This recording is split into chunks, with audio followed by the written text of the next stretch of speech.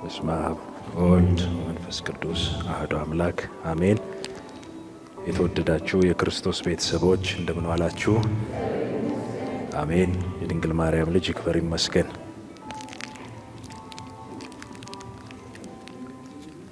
ትንሽ ህመምተኛ ማይክ ነው። ትሞታለህና ቤትህን አስተካክል። ንጉሥ ሕዝቅኤል በጠና ታሞ ተኝቷል። ነቢዩ ኢሳይያስ ሊጠይቀው መጣ። ሆኖም እንደ ልማዱ እግዚአብሔር ይማረህ አላለውም። ጆሮ ከሚያስደነግጥ ቃል ጭው ብሎበት ወጣ። ትሞታለህና ቤትህን አስተካክል። ነቢዩ ይህንን ብሎ ከወጣ በኋላ ሕዝቅኤል ወደ ግድግዳው ዞሮ ስቅስቅ ብሎ አለቀሰ። አምላኩ በንግግር ብዛት የሚሰማ አምላክ አይደለምና ፊቱን ወደ መቅደሱ አቅጣጫ አዙሮ አለቀሰ።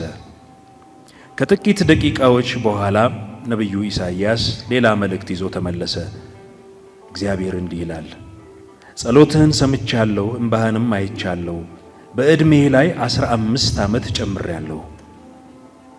ሕዝቅያስ ቤትን አስተካከል ከተባለ በኋላ ፊቱን አዙሮ ከማልቀስ በቀር ምንም አላደረገም። ሕዝቅያስ ሆይ ካልጋ ሳትወርድ ያስተካከልከው ቤትህ ምን አይነት ቤት ነው? ለባሪያዎችህ መመሪያ ሳትሰጥ የምታስተካከለው ቤትህስ እንዴት ያለ ነው? በደቂቃዎች ውስጥ ትሞታለህ ከተባልክ በኋላ 15 ዓመት ያስጨመረልህ ምን አይነት ማስተካከያ አድርገህ ነው? ለእኛም ንገረንና ዕድሜ እናስጨምር። ሕዝቅያስ ካልጋው ሳይነሳ ያስተካከለው ቤቱ ልቡን ነበር። ልብህን ካስተካከልክ ቤትህ ይስተካከላል። እግዚአብሔር እንደሚሆን ትሞታለህ ቢልህም መሞትን አይፈልግም። እርሱ ካንተ ጋር ጸብ የለውም። በውኑ ኃጢአተኛ ይሞት ዘንድ እፈቅዳለሁን? ይላል ጌታችን እግዚአብሔር። ከመቅደሱ ይመለስና በሕይወት ይኖር ዘንድ አይደለምን? ይላል መሐሪው አምላካችን።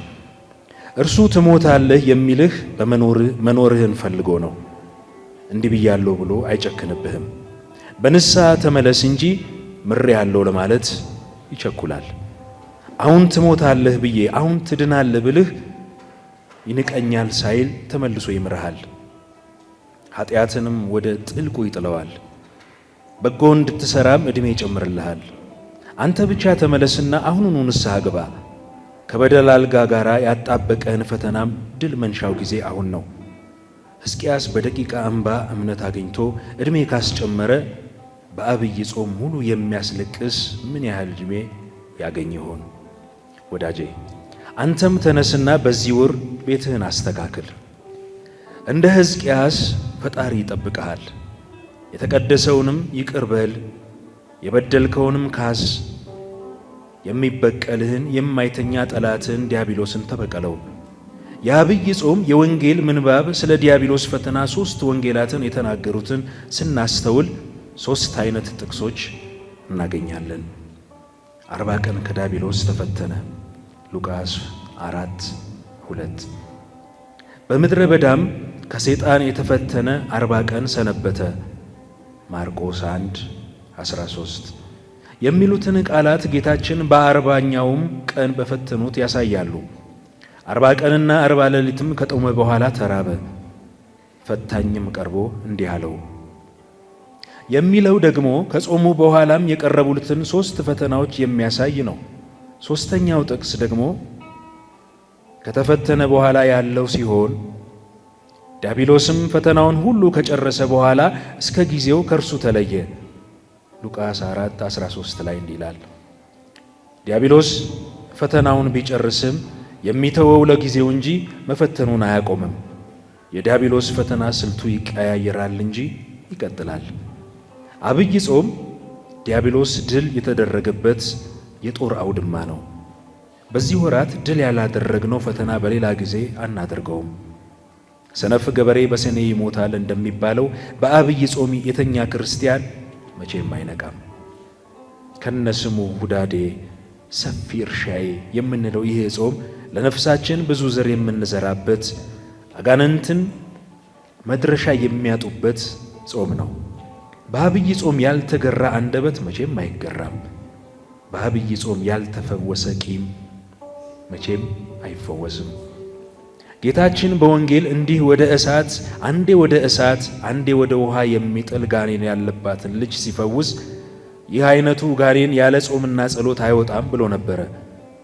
አገራችን አንዴ ወደ እሳት አንዴ ወደ ውሃ የሚጥላትን የጥላቻ ጋኔንም ያለ ጾምና ጸሎት አይወጣም። ወዳጄ ከቁስልህ የምትፈወስበት ወር እንደደረሰ እወቅ። አንተስ ብትሆን ልትላቀቀው የምትፈልገውን ያልተላቀቀ ክፉ ልማድ የለብህም? እንደ ቅዱስ ጳውሎስ የምፈልገውን መልካም ነገር አላደርግም፣ የማልፈልገውን ክፉ ነገር ግን አደርጋለሁ። ምንኛ ጎስቋላ፣ ለዚህ ለሞት የተሰጠ ሰውነት ማን ያድነኛል ብለህ ምርር እንድትል ያድርግህ። ኃጢአት የለም። እንግዲያውስ እወቀው፣ ይህ አይነቱ ወገን ያለ ጾምና ጸሎት ይህን አይነቱን ወገን ያለ ጾምና ጸሎት አይወጣም። ይህ ጾም ቁስል የሚሽርበት ጾም ነው። ይህ ጾም ሸክም ማራገፊያ ጾም ነው። እንደ ሕዝቅያስ በዚህ ወር ቤትህን በንስሐ አስተካክል። ሄኖክ ኃይሌ። ወስብሐት ለእግዚአብሔር።